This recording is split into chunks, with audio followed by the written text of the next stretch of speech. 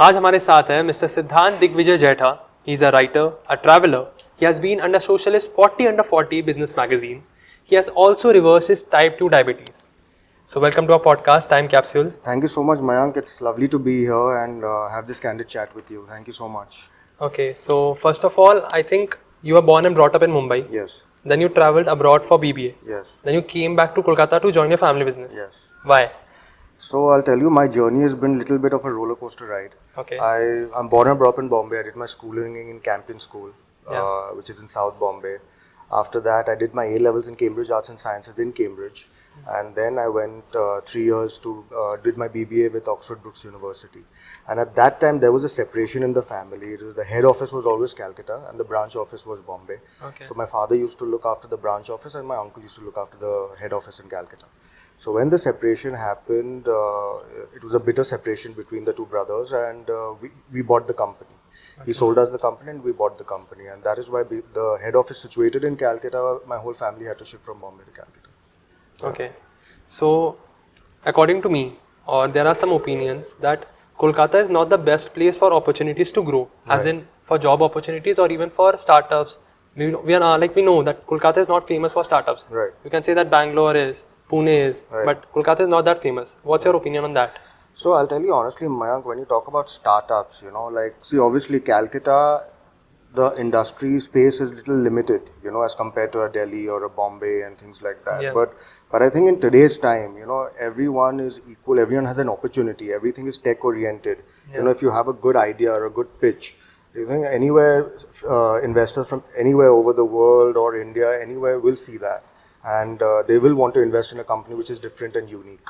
Yeah. So I think, that is a mindset now that, Calcutta is not prosperous or it's not growing. But I think it's all about the idea and the mindset. If you have the will to strive and you think you have a very good idea, so it's not only restricted to Calcutta, you can try outside as well. There are angel investors, there's a lot of people who are there to support. Yeah. So that way, yeah. So what are the main benefits if I start a startup today, here in Kolkata? See, it totally depends on what kind of startup are you planning to start. If you have a very unique idea, or what is your target audience, what is the kind of idea which you're trying to generate, it totally depends on that. And for example, myself, I've started 4 startups my own. It's all about my passion.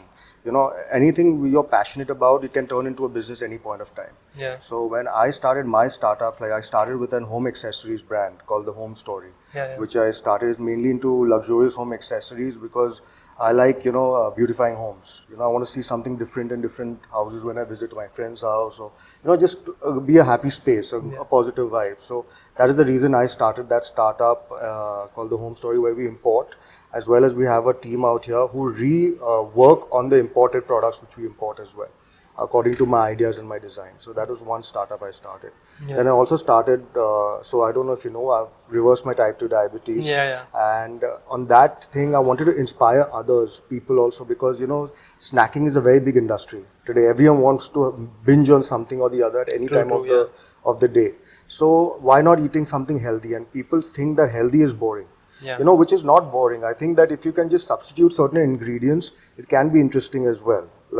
So for example, when I started my startup, it was totally to inspire the young gen, to inspire all kinds of people, who are also having problems in terms of health, certain dietary changes or something.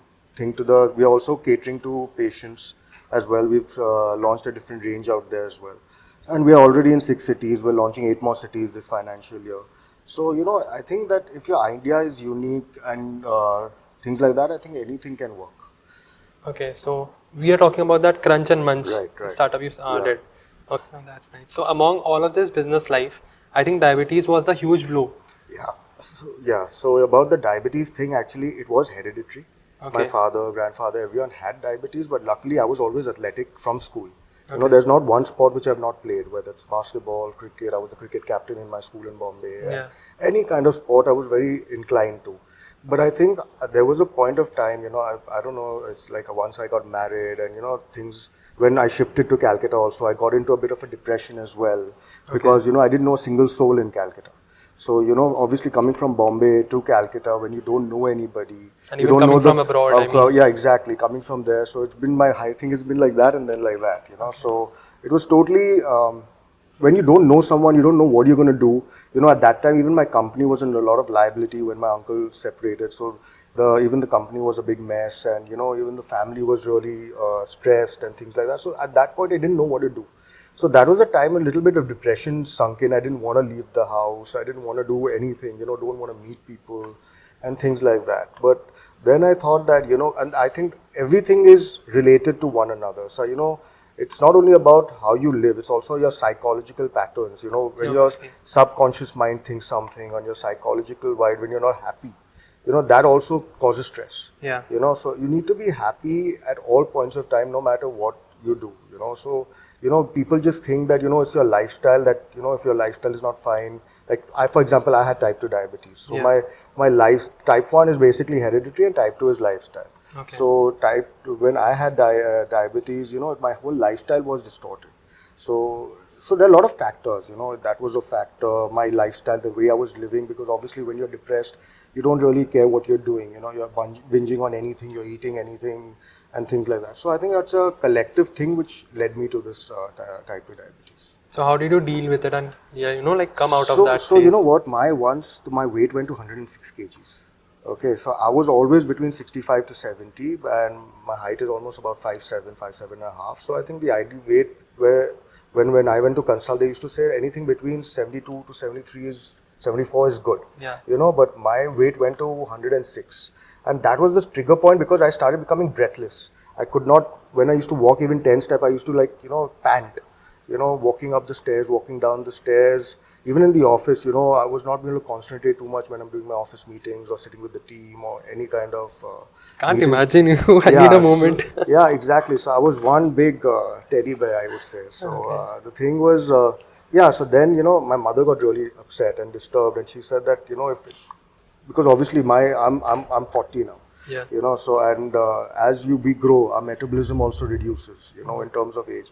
And also a lot of health parameters also come in place. So when I went to the doctor, we have a nice family doctor.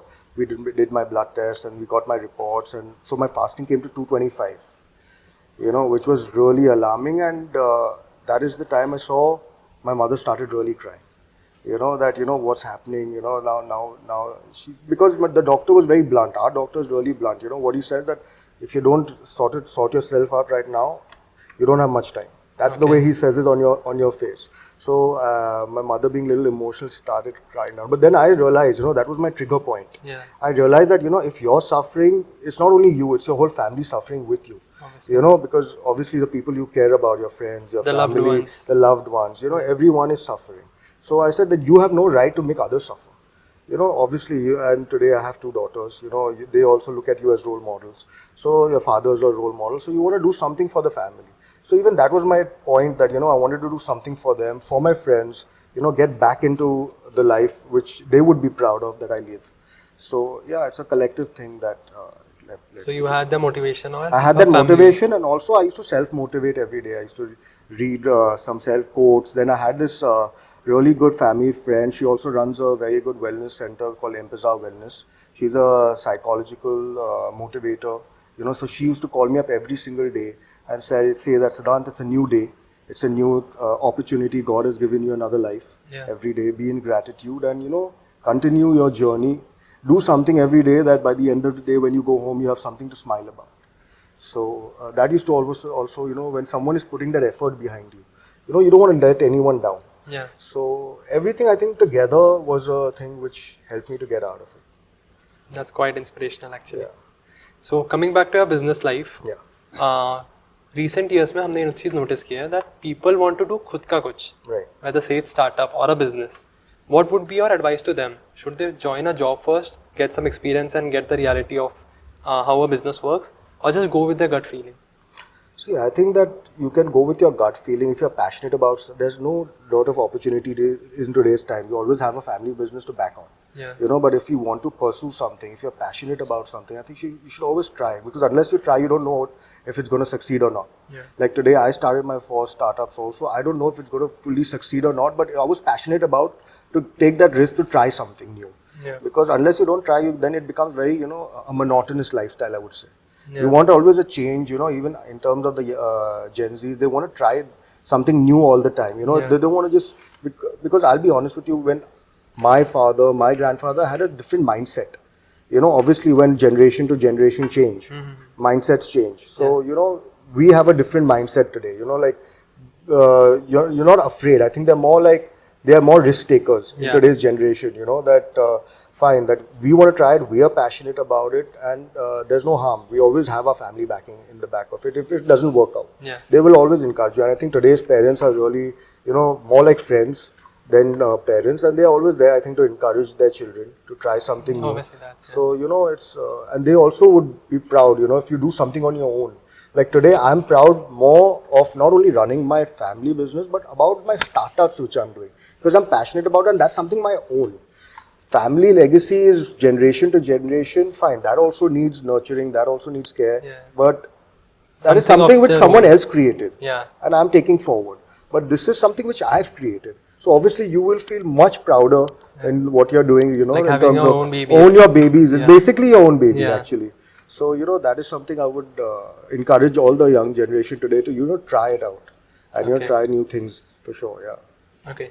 So I noticed your brand deck and it said that you're the 4th generation of your family business. So when you entered your family business, what were the things that you saw that these are outdated things? I need to remove those because these ideas don't fit in this current generation. So I'll tell you, I'm born brought up in Bombay, and it's a different lifestyle out there. Obviously. It's a very fast-paced life. Everyone is so busy. Everyone is more work-oriented. No one has time for each other. Even my own friends, when I go meet them, in Bombay, I meet them only on weekends or their house probably, because Monday to Saturday, no one has time. Because of the way they work, it's the working style. So I've seen that working style out there. So when I came to Calcutta, first of all, as I told you, my family was in a big liability. We are mainly the largest importers of aircraft and aircraft spares in India. We basically import the entire plane, the private planes, your propellers, even the helicopters, and we supply to all the government, flying schools, charter companies. In fact, I think the politicians or the celebrities all go on our client aircraft. So it's internationally or just? It's domestic, mainly domestic. We are supplying only to the Indian market. But as I told you, because it's such a long lineage, so we have our loyal customers, and they know that we are a very old company, and we know the integrities of the business. So obviously, they rely on us much more. But what I thought that, at that time when the older generation, that time emails were not that frequent. There was not much emails. The trunk calls used to be so expensive. So it was a different way, I think, of working in that time. And I think the opportunity or the I would say the zeal in terms of where they want to see, they were contented. At that generation, I think they were more contented in terms of they're showing the balance sheet is showing a bit of profits, they're happy. But I think that in today's generation, when there's so much technology, everything is just like today also, like for example, I need to purchase parts of an aircraft or anything, it's just like I can swipe my credit card. It's basically today we have AOG also orders. For example, if any aircraft is on ground, they need the part immediately. So immediately that same day it can be shipped from US, and within 3 to 4 days we get it in our thing, So everything is so fast paced now. So, and I think that is why in today's generation people have that strive to grow also. Because, you're seeing that, everything is very accessible. You're not waiting for something, and even the people who are working, like, in abroad, everyone in US, basically my markets are mostly US and Europe. So I'm mostly working because of the time difference at night. Because from 12 onwards to about 4 every day, I'm working at night. Because of the time difference between India and US. So all the quotes, all the things to send the supplies, we get at night. And in the morning, mostly my banking work and, just sending out the quotes to our customers and things like that. That is why I get time to do my startups. That is why I get that extra time to do my startups. So I would say that, today everything is so accessible and easy. And even the calls have become much cheaper than what it used to be, because obviously the plans which all the digi companies are giving us. So I think I'm happy with the space today in the generation. If I want to live, I would live in today's generation. So how do you balance all of these? Like, first of all, how do you balance all your 3 and 4 startups? So I'll tell you what. Now, when I started the ideation, I've got a team. So I've got a team for every startup of mine. So I have a marketing head, I have my sales team, I have everyone. So, we basically every Monday of every week, We meet and we exchange ideas, what is not working, what is working. And I have that time slot for every startup of mine. And then we explore on that. So every day, at least for 2 hours, I work only on my startups. It's enough. 2 hours is very good enough because I have a very good team also. Okay. You know, so it's always a team effort. Yeah. You know, you can ideate something, but you also want a good team who can take it forward with you, who has the same vision. Yeah. Because otherwise it's difficult to do a lot of things together. Yeah. But I think that teamwork in today is also very important. What are the harsh realities you faced while doing a startup?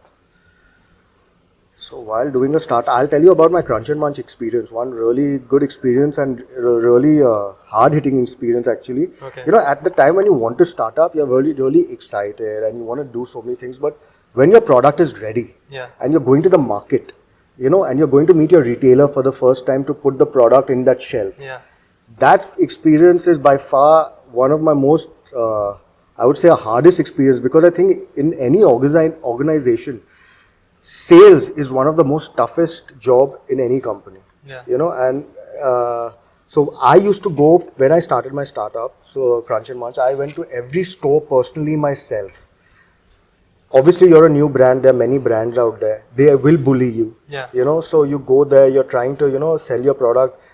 They'll, even if there's no flaw too much, they'll still take out a flaw and say, no, this product won't work, sir, this will not do. And I say, sir, unless you don't put it and you don't try it, how will you know the customer will not? No, but they're only the judges. Yeah. That, you know, nahi chalega, you leave this product. And that, but with me, one thing about my nature is I have that never to give up attitude. That person rejected me once. I went. I said, "ठीक है, sir, no problem." Again, after a week, I went there again. Okay. He said, "Sir, मैंने तो last week आपको बोला ही नहीं आने." I said, "नहीं, sir, but I want you to try the product. Yeah. You know, just try it once, then I won't say anything." He tried the product. Yeah. Still, he says, "नहीं, थोड़ा इसमें नमक कम है, या नमक ठीक नहीं है, या बहुत bland है, या." Then again, he rejected me. Yeah. Again, after that, I went. Third time. After a week, again, third time I went. Okay. He got fed up. He said, "Sir, आप मेरे पास हर टाइम." मैं बोला, "नहीं sir, मेरे को खाली आपको product feed से दिखाने का मन है." So he got so that he said, "ठीक है सर, आप एक बार रख लो, मैं आपको पेमेंट नहीं दूंगा. I'll keep it on a consignment basis on my shelf. If it sells, I'll pay you." So I said, "Okay, fine, I'm happy with that also." Yeah. So that was my first thrill and excitement, you know, in Calcutta. I'll tell you the shop's name also. This Krishna in Alipur. There's this Krishna store. Yeah, I think, yeah. Yeah. So his owner he's a different kind of a personality. It's very difficult to convince him also. Okay. You know, so then he finally got, I would say he got a bit irritated also. And he said, "ठीक है, आप रख लो, इधर आप side में रख लो." And I was so thrilled, you know, when my team went and they said, "Sir, हम लोग का products is selling from the shelf, and you know, people are liking the product, and the dealer wants to give us a repeat order." Yeah. So that itself is the same dealer. Same dealer. Okay. So, and in today's time, that dealer is my highest seller amongst all my stores. The first store which I started. So, it's something, you know, to be proud of. You know, I think that itself is an achievement. That, you know, you have that never to give up attitude.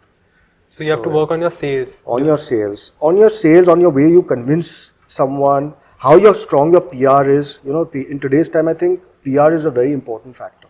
Your communication with the other person. Like in today, I see in my own business also, which I'm running. Competition is very stiff. Yeah. You know, but I think the PR, which is the thing there where you have your relation with your customers or your suppliers, play a vital point. Like today, you won't believe it, with 1 or 2% margin difference also, a customer changes. You know, no matter how loyal he has been. Yeah. You know, because in the end of the day, he's showing that how much money he's saving for his company. So, you know, things like that, you know, when we talk the relation, I charge a premium or I charge any price in terms of my quality and my efficiency. You know, so when I say that you're going to get this product by this date, no matter what, I don't see day and night, and I make sure that they get the product. So that is why they don't now, in today's time, they don't mind paying that extra buck also if you're getting your product on time and you're saving that extra revenue. For example, an aircraft being on ground. You know, you're losing a daily revenue. Yeah. You know, a hangar cost, maintenance cost, everything costs. Yeah. So you know, they're showing that they're going to be saving that extra revenue, just not saving that 1%, which they're really after. Yeah. So you know, that is why. That's how you portrayed your product. Portrayed my product through the thing. Yes. Yeah. Okay. So you have your 4 startups, right? My fourth is going to be launched. Yeah. 3 startups in there. The fourth one is, I think, that The House of Fashion. SDJ. Yeah. House of SDJ. So your each startup is different from each, like they don't even come in the same category. It's not in the same category. So how did you get the idea for each category? So I'll tell you honestly, I've never believed in putting my eggs in one basket.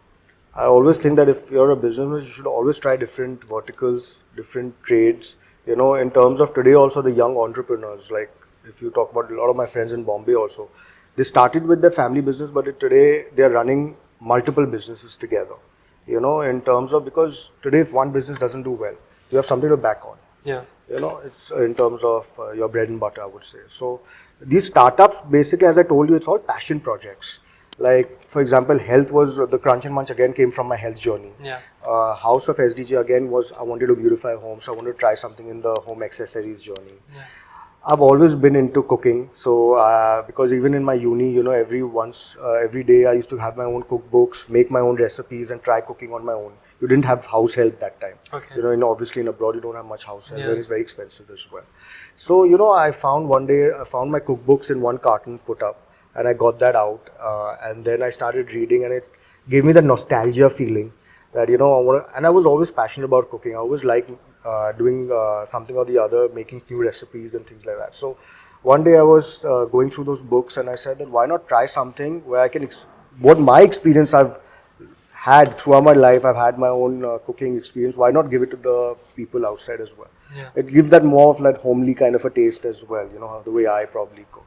So that is how this brand called Buna Comida started. The Cloud Kitchen. The Cloud Kitchen is basically a Lebanese and a Mexican cuisine brand which I started, and I did my first show at BRC Farmers Market as a test run of the product, if it would work or not, because anything you start, you always want to see the review. Yeah. You know, you start in a small way, see the review, get a feedback. So if you get at least even a 70% or 75% positive feedback, you get that confidence to start something bigger.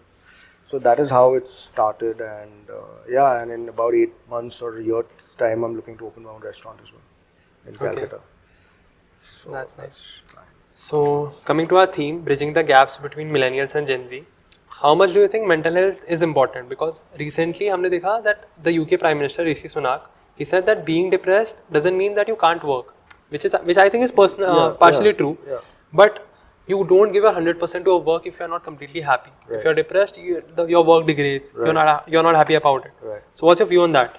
See, what he says also is completely correct. You can work, but obviously, you know, you will not be able to generate those ideas because always your mind is full of negativities. Yeah. You know, if you're depressed, obviously you're negative. You're thinking of negative things. You're not giving your brain an opportunity to explore ideas. So obviously, it will be stagnated. Yeah. I would use the word stagnated if you're working with a depressed mind. But so see, and that is a way to start. You know, if you're depressed, like what I did was, when I was into depression and when I was depressed, I started going to the office. I was not working. Okay. I just used to go to the office, sit, come back home. You know, I was doing that for almost 2-3 weeks. You know, just looking at everyone in my office staff, seeing everything, sitting, and then coming back home. So because I was not being, at that time, I didn't know how I could contribute. Yeah. You know, because you obviously, if you're going to your workplace, you want to contribute in some way. But if you're like depressed, you can't contribute, you know, then it really doesn't make sense. But just to get a new environment and a new exposure, then rather me sitting at home, I used to go every day to the office. Okay. Yeah, so we should go out and... You have to go out.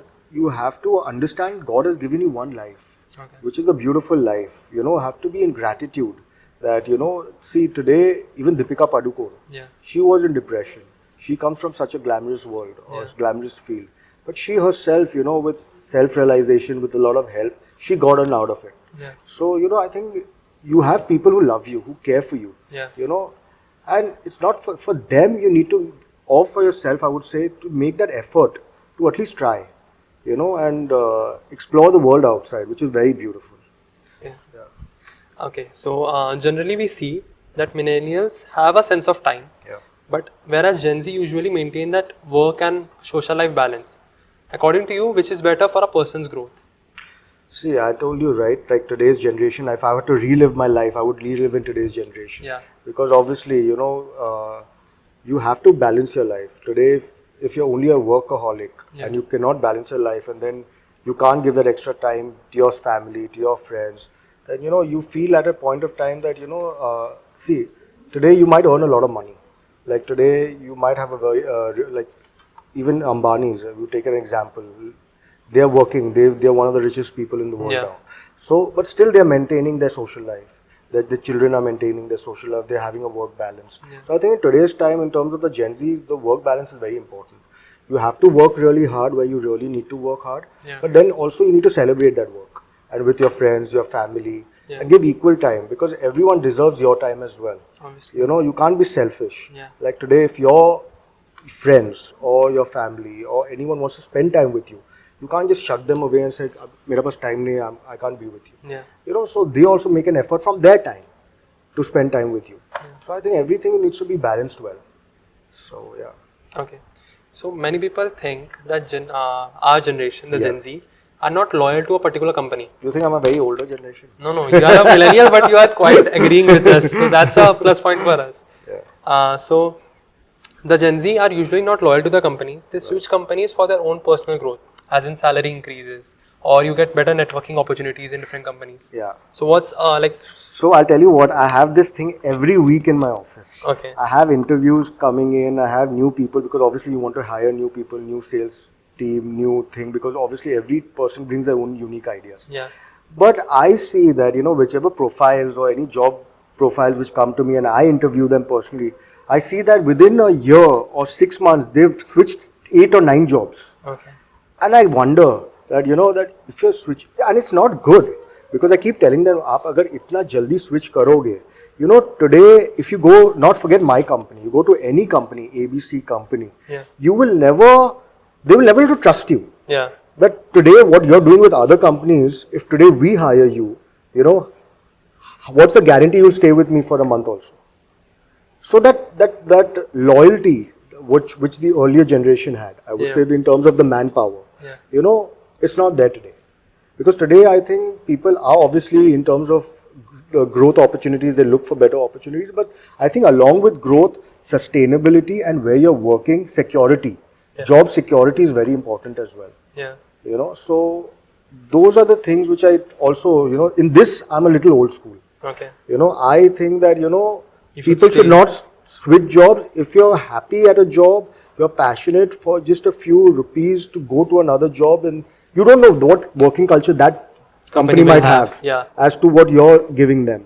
So, and what you're giving them also is not only if the company is happy with you, your future generation will prosper also. They will always look at your future kids to take first, then the outside people. You know what I'm saying? That is what I think, that in today's time, I think if you're happy and content, stick with it, because times are changing.